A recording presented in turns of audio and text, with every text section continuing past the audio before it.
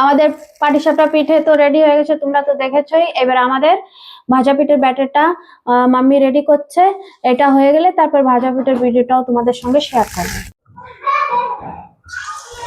এই যে আমার শাশুড়ি ভাজা পিঠে করছে, ফুলছে ভাজা পিঠেটা।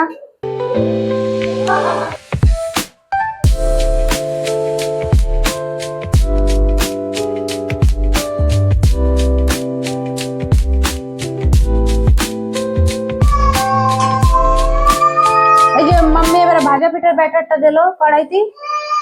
ফলবে ফলবে ফলবে ফলবে হবে। এই তো ফুলে গেছে, দেখা যাক কেমন খেতে হয়। খুবই দারুণ ফুলেছে ভাজা পিঠেটা, খেতেও ভালোই লাগবে, টেস্টি টেস্টি। এই যে আমাদের ভাজা পিঠে হয়ে গেছে রেডি। আপনারা দেখে বলবেন কেমন হয়েছে। দেখতে তো ভালোই লাগছে।